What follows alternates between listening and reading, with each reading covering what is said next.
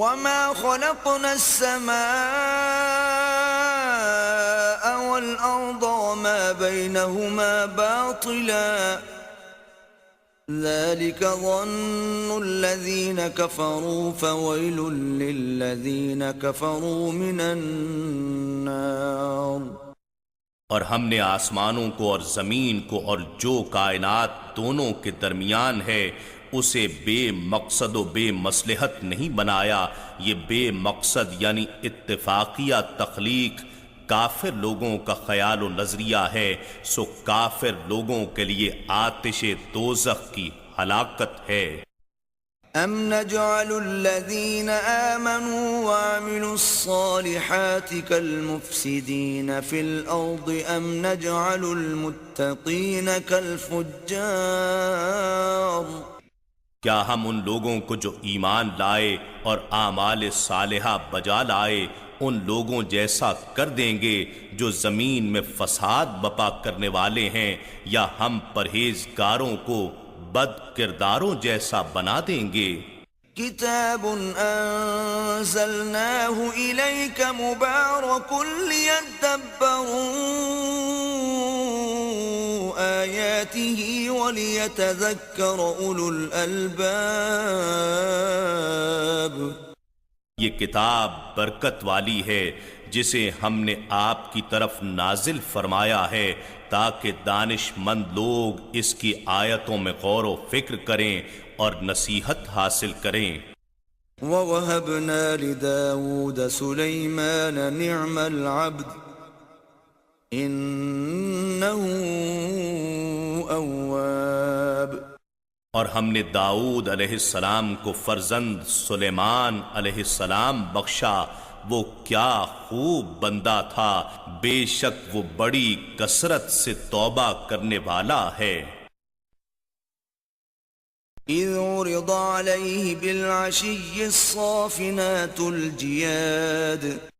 جب ان کے سامنے شام کے وقت نہایت سبک رفتار عمدہ گھوڑے پیش کیے گئے، فقال انی احببت حب الخیر عن ذکر ربی حتی توارت بالحجاب۔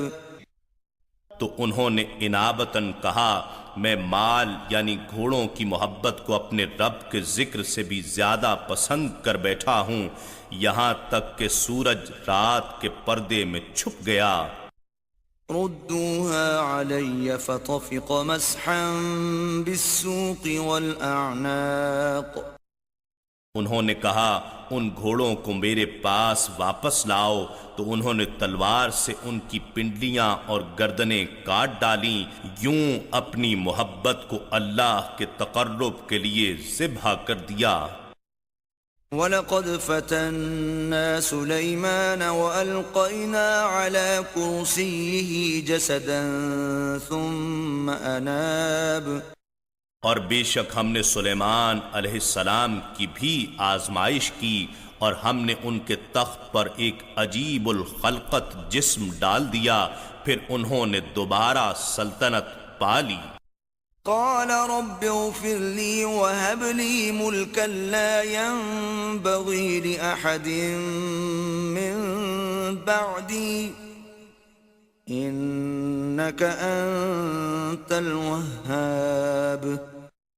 عرض کیا، اے میرے پروردگار مجھے بخش دے اور مجھے ایسی حکومت عطا فرما کہ میرے بعد کسی کو میسر نہ ہو، بے شک تو ہی بڑا عطا فرمانے والا ہے۔ فسخرنا له الريح تجري بأمره رخاء حيث أصاب۔ پھر ہم نے ان کے لیے ہوا کو تابع کر دیا، وہ ان کے حکم سے نرم نرم چلتی تھی جہاں کہیں بھی وہ پہنچنا چاہتے۔